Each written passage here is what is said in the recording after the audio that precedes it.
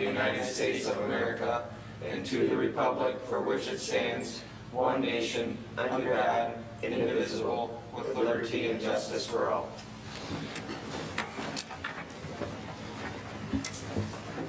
Good evening. I'll have the clerk please call the roll. Supervisor Fountain. Here. Clerk Chopu here. Treasurer Horning. Here. Trustee Lubetsky. Here. Trustee McMullen. Here. Trustee O'Connell. Here. Trustee Petrucci. Here. All present. Thank you. Item number 4 is approval of our agenda. So moved. Support. Have a motion and a support. I think there was a I make recommendation it- to, oh, go Yeah, ahead. can I make an amendment to move 7A to 7B and 7B to 7A? You still support that? Yeah. Absolutely. Joe, okay. It was moved by Denise, support by Joe. To, what was the To motion? change A and B Okay, on the pending and new business. okay. All those in favor say aye. Aye. Those opposed, nay. Motion carries. Thank you. There's no one here this evening for call to the public. We'll move on to item number 6, which is approval of our consent agenda. Support, I mean, move. Support. Motion by trustee Petrucci, support by trustee McMullen. All those in favor say aye. Aye. Those opposed, nay. Motion carries. Thank you. Move on to item number 7A, which is now appraisal for tax tribunal case docket number 25-000900-TT for Ramco Properties. Amanda's here from our assessing department. Good evening. So in 2025, we had a full tax tribunal appeal placed by Ramco Properties, which are all the properties surrounding the Meyer facility over basically next door. It's comprised of 6 parcels altogether. At that point in time, Ramco had gone through an acquisition from another company. Their parent company was Kimco, then they sold it to Ramco. Upon that acquisition, they went ahead and filed this tribunal case with us. We have been in contact with their attorneys multiple times over the past year to try and see if there's any room for us to move. Right now, their value is at about $2.4 million for all of it, and that is roughly 40 acres of land. That includes 3 outlots that are roughly 1 acre each, and the larger chunks of acreage that are back between Meyer and the expressway.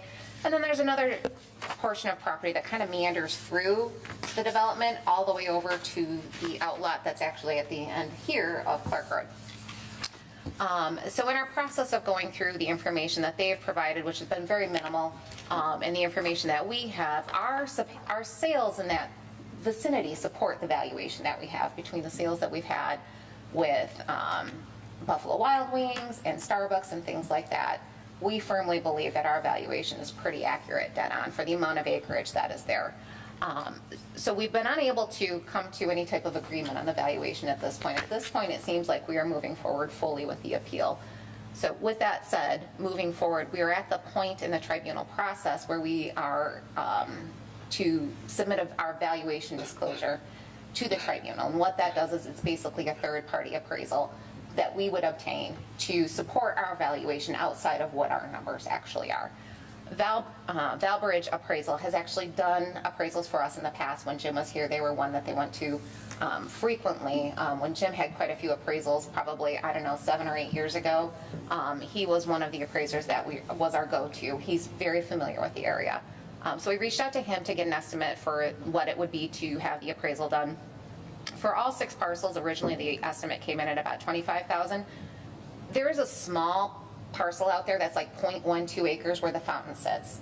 That is included in their appeal, but we're not going to pay to have that appraised separately. We're just going to use the valuation from the other properties to kind of give that portion of land a value. So in this, in the appraisal or in the estimate that's included here, is an amount for $20,000 for the appraisal itself. That covers 25 and 26, because now that the appeal has rolled into the 2026 tax year, it automatically is included in their original appeal. What this estimate also includes is an amount for the appraiser's time should he have to attend depositions or anything like that, and for appearing at the trial itself if it gets to that point. So I believe we accounted for 12 hours, thereabouts, of extra time for a total amount of $26,300 that we would need to move forward with him. We have $10,000 budgeted right now for appraisal. So this would be a budget amendment above and beyond that of $16,300 in order for us to move forward.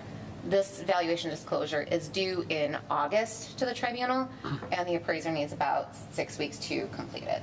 So that's why we're moving forward now. To clarify, it's 13,000, not I was gonna say. Oh, I'm sorry, did I say that? Yeah, Yeah. sorry. That's what happens when I'm not looking at the notes and I'm going off my screen. Sorry. My apologies.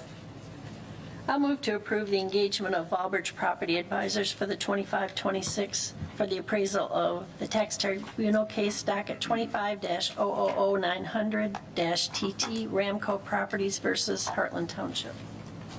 Support. Motion by Treasurer Horny, support by Trustee O'Connell. I have a question. Can you go back to the bottom of that page? Yep. Just quickly. You currently have 10,000 in the account, correct? Yes. And your requested amount is 23,600. So that's the full amount of the appraisal, the $20,000 for the appraisal and the $3,600, I think if the number's correct, for that additional time that we would need to engage him for should he need to attend. I'm just adding the 10,000 plus Did I not? the 13,000, only gives you 23,000, and you're requesting 23,600. It should be, I'm sorry, it's $3,600 total for the additional 12 hours of time. Oh, I see. There's a typo in that. I apologize. That's okay. At the bottom amount where it says total amount requested, $23,600. That's the right amount. That is the correct amount.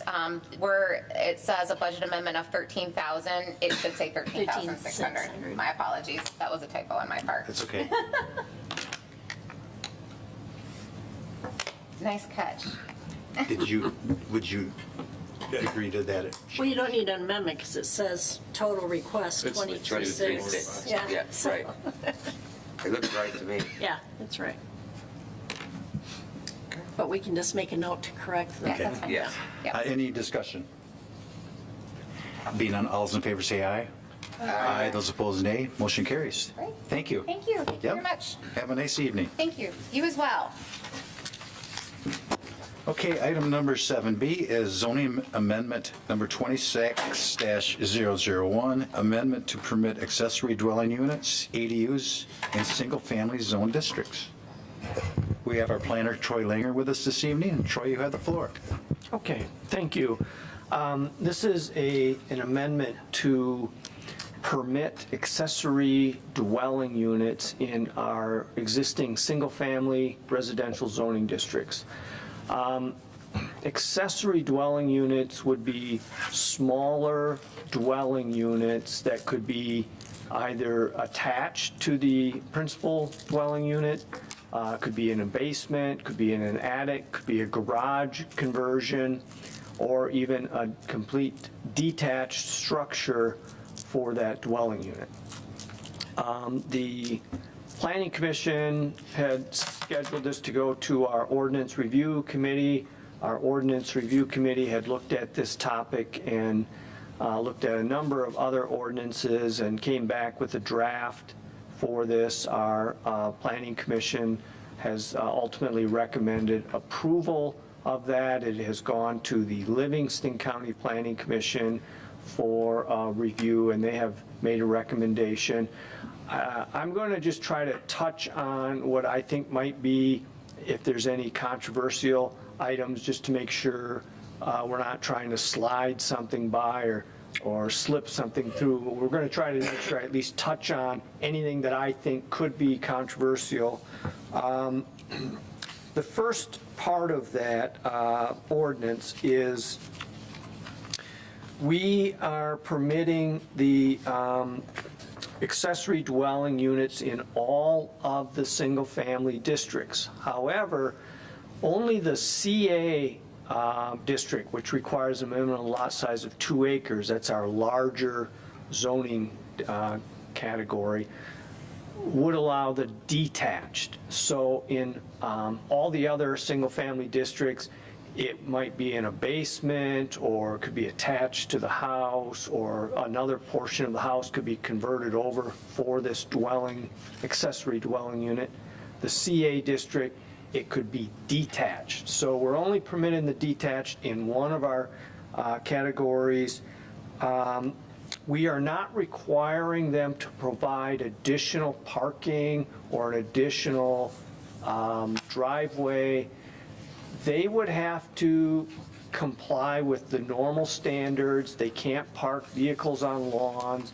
If they want to construct additional parking, they would just have to comply with the zoning district requirements for lot coverage. So we're not mandating that they do it, but if they choose to do it, they just have to comply with the normal standards.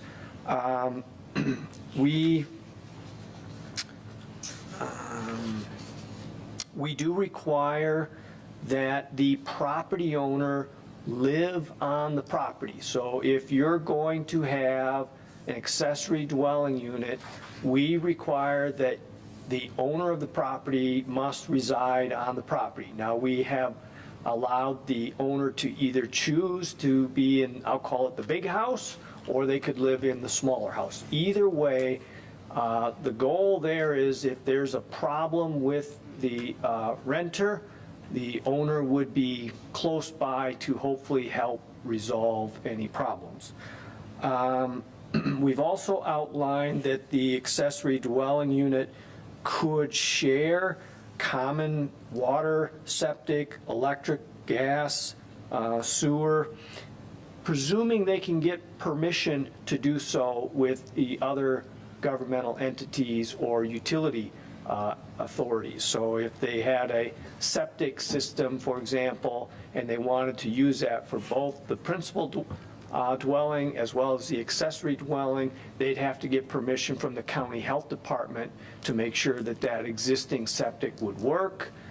Likewise, if they're connected to the township sewer or water system, they'll have to work through our public works department to figure out how that would all work as well. So if it's possible that they can share, we've built in a provision that they can. Otherwise, they'll have to comply. If they need a totally separate septic system, they'll have to make sure they get whatever permits they need for that.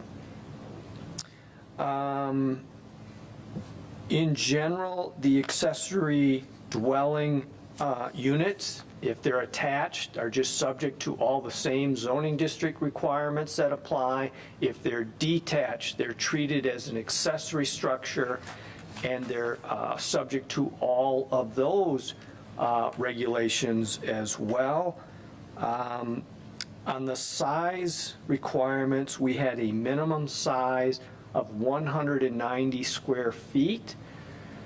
That comes from essentially the building code. There's a minimum size outlined in the residential building code. We also just looked at, the Ordinance Review Committee spent quite a bit of time just examining what a small dwelling unit might look like, and it really did not look practical getting any smaller than that. So that's where that number came from. On the maximum size, we were looking primarily at what the minimum requirements for the principal structure.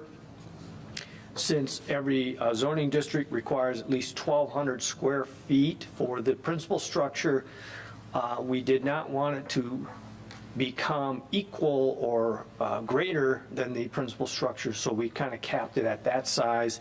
And where it's detached, it's capped at the 1,200 square feet or 50% of whatever the principal structure is. So maybe if the principal structure were 3,000 square feet, then the accessory dwelling unit could go up to 1,500 square feet. It would be 50% of the size of the principal structure. One of the other items we added were for the CA district, where it's detached, we could envision if a homeowner wanted to build a pole barn And in that pole barn, maybe they have their accessory dwelling unit, but it's not taking up the whole pole barn, it's only taking up maybe 1,200 square feet of that pole barn.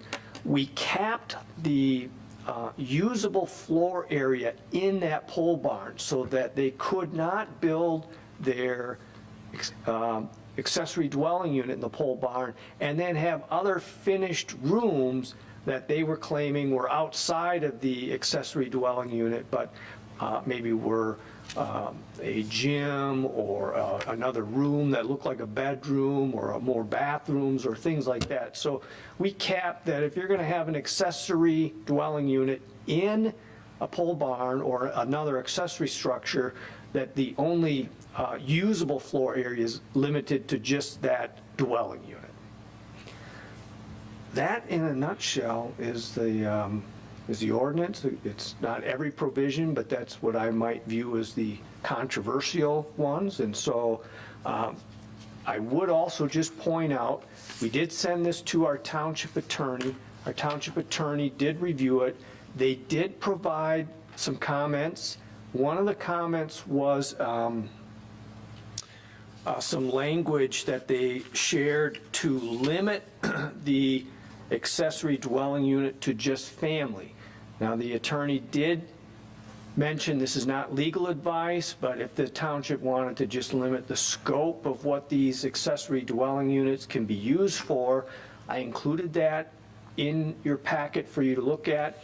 I'd also point out that the Planning Commission decided to not do that, that the goal of the accessory dwelling unit ordinance from the Planning Commission was to provide some affordable housing for people in the community and didn't want to just limit it to just family.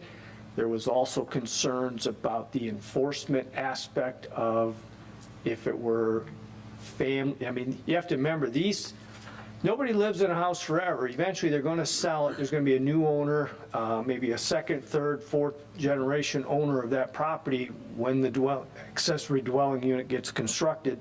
And ultimately, it becomes difficult to ascertain who's family and who isn't family.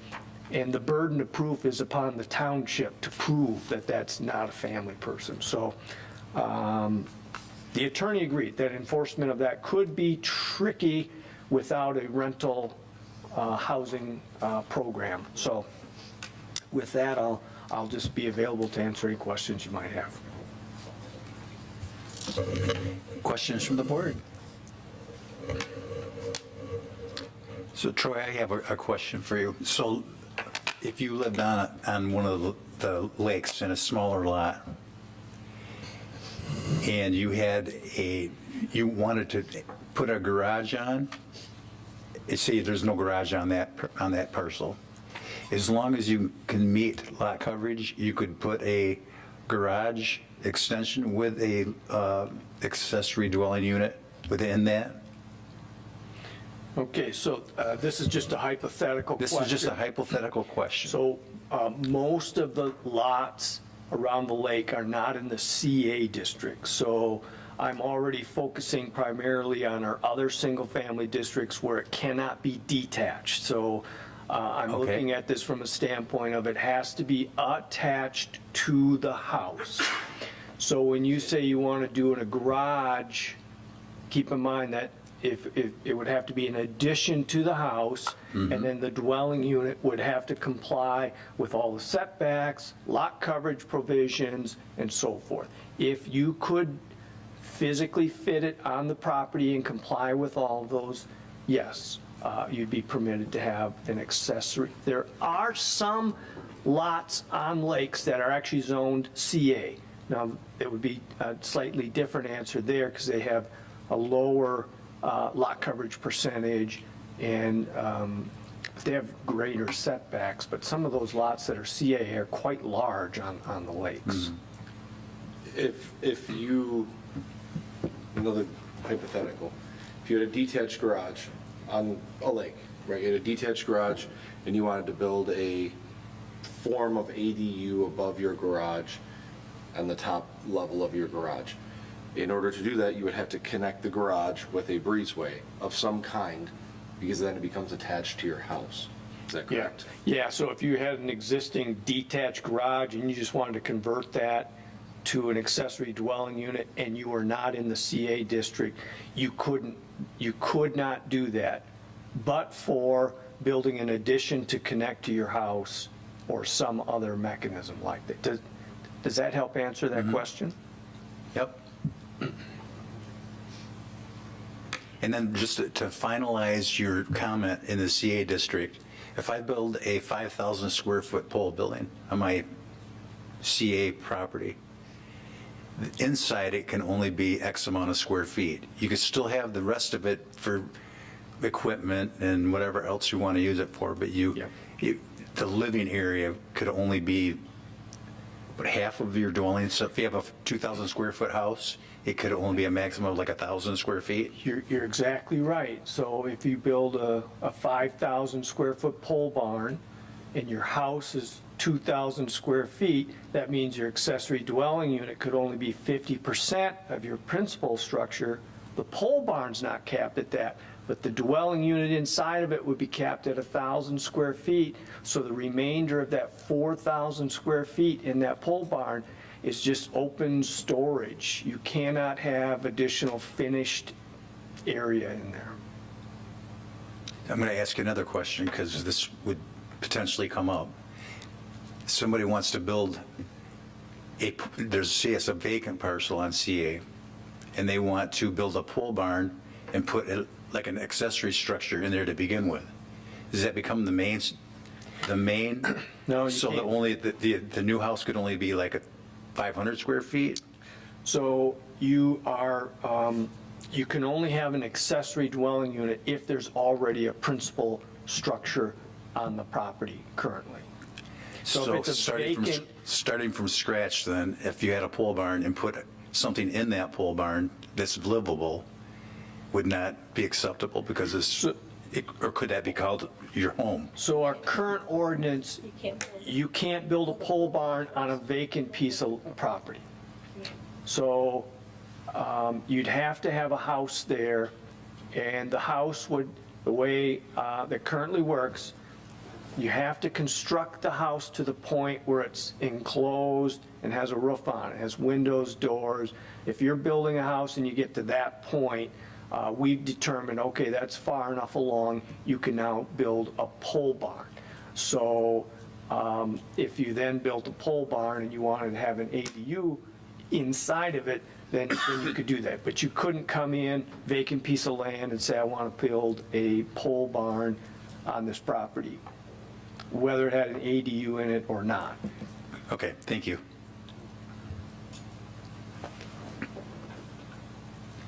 Any other questions from the board? Troy, how many months have you been working on this? Off and on, it's been over a year process. We really wrestled with this topic. It initially was looked at, well, you have aging family members, and maybe this is a way to have an ailing family member move in. You can do about 99% of this without us passing this ordinance. I'm sure you've all been in a house where you get down in the basement and it's got a bedroom and a bathroom and a living room and a kitchen. It's virtually a dwelling unit in the basement. And we kind of wrestled with that topic of, well, if it's truly for family, they can almost already, we don't really have to do anything. They can almost do that. It was the making it a fully enclosed, separate unit that we just wanted to explore a lot of other communities and look at their ordinances. We think you can't predict the future entirely, but we think we have tried to address some things that other communities haven't. Thank you. Summer, would you have anything to add from the Planning Commission? Okay.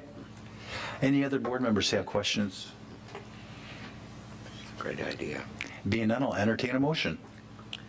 I'll move to approve zoning amendment, text amendment number 26001, as outlined in the staff memorandum, draft ordinance amendment, and resolution as attached. Support. I have a motion by Clerk Schofield, support by Trustee Petrucci. Is this it's not a resolution, is it? Yes, it is. Yes. Yes. It is a Roll call. resolution, so we'll have a roll call vote, please. Trustee O'Connell? Yes. Trustee McMullen? Yes. Trustee Petrucci? Yes. Supervisor Fountain? Yes. Treasurer Horning? Yes. Trustee Lubeski? Yes. Clerk Chofiu? Yes. Motion passes. Thank you. And then item number 7C is Deputy Clerk's salary. Thank you, by the way, Troy. Oh, you're welcome. Yep. You can head east, head west. I got another item later on. All right. Around. Wait, Stanford chickens. Okay, Deputy Treasurer, or Deputy Clerk, I'm sorry, a salary adjustment. Larry, you have the floor. Yes, this is, we kind of hashed out the issue of the certifications for the clerk, deputy clerk, and deputy treasurer, and Heather Cosgrove did get her certification as the MIP designation. And again, as the memo explains, what this designation does and what the purpose of the designation is. And again, along with things that Heather has done over and above her job duties, specifically on her own, went out and applied for a American with Disabilities ADA grant through the Michigan Association of Municipal Clerks, and was awarded a $10,000 grant, which did some ADA compliance things here in the Township Hall. All things considered, I'd like to take her salary up to $31 an hour, effective, if approved, effective with the next pay period.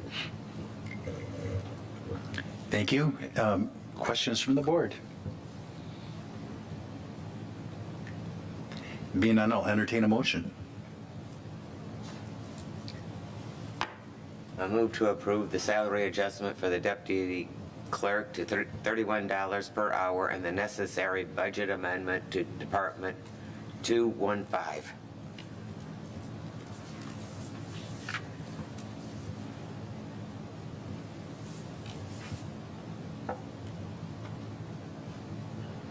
Support. Have a motion by Trustee O'Connell, support by Trustee Lubeski. Any other discussion? Being none, all those in favor say aye. Aye. Those opposed, nay. Motion carries. Thank you. Item number 8 is board reports, and we start with Trustee McMullen. No report. Trustee Petrucci. No report. Clerk Schofield. No report. Treasurer Horning. We're in the middle of creating the new tax roll for the bills to go out in a couple weeks, and I'm just waiting on some stuff from assessing, and I'll have it over to the county probably tomorrow. And all of our new people are doing great, ironing out all the issues of changing computers and email names and all of that, but it's actually going quite smooth over there. Thank you. Trustee O'Connell. The only thing I wanted to say is Chief Carroll's been out in the public. I saw him at the farmer's market and Memorial Day parade, you know, talking to the citizens about the millage that's coming up. Thank you. Trustee Lubeski. No report. The only thing I have this evening is that the Chamber has their annual polo event this weekend, I believe. Correct. I'm not sure if there's tickets available. Any for the? There's still- I think there are some, so you can call the Chamber office, talk to Emma Lynn, and then Sunday is a family event where you can bring your kids out there and look at the horses and. Yeah. They do a little polo demonstration, and the kids can see the horses and Yep. get up close with them and everything else. Yep. It's a cool event for families to go to. Yep. Other than that, I have nothing. Anything else this evening for our regular board meeting before we go to our work session?